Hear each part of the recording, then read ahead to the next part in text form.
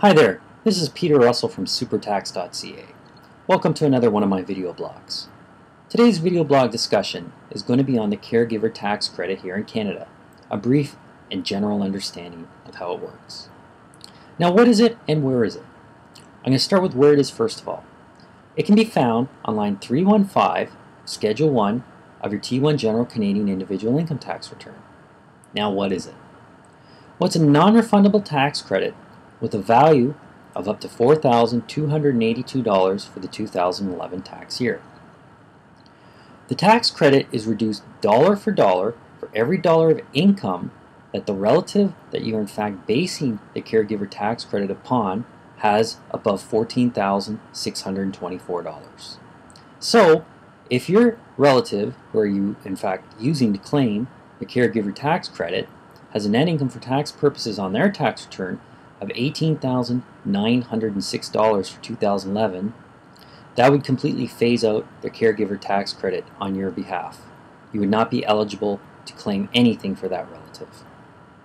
Now, what type of relatives are eligible? I'm going to divide it into two categories. First category of relative are older individuals, such as your mother, your father, your grandmother, or your grandfather.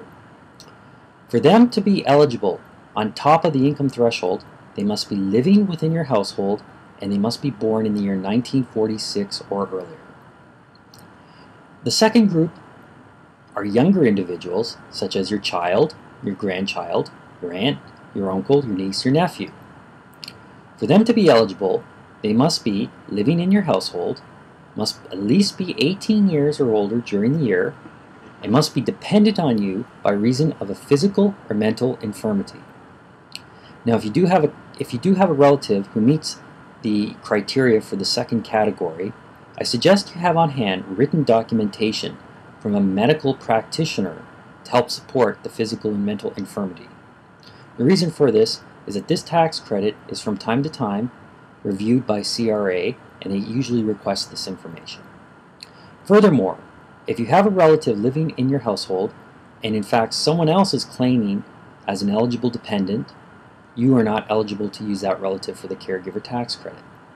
Also, if you have a relative who you are making support payments to another person on behalf of, you are also generally not allowed to use that individual as a relative for the caregiver tax credit. Now I'm going to give you a very specific example of how the caregiver tax credit works.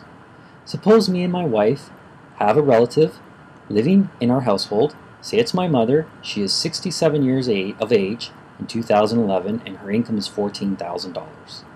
Well, in that case, she meets both criteria and she meets the income threshold criteria. Therefore, we are eligible to use a $4,282 non-refundable tax credit on behalf of my mother for our 2011 tax return. Now let's modify the example a little bit. Suppose there was a missing T5 of interest income of $3,000 that was not picked up on her tax return. That would increase her income from $14,000 to $17,000. Well, that would cause us to reduce our claim to $1,906, which is equal to $18,906, which is the max. That's where the caregiver tax credit phases out, less $17,000 gives you $1,906. We would be eligible to claim $1,906 on line 315 of either of me or my wife's T1 General Canadian Individual Income Tax Return. I hope you found this video informative. If you have any questions, please feel free to send me an email at peter@supertx.ca, or you can leave me a message below, or you can reach me through my website www.supertx.ca. Thank you very much. Have a great day.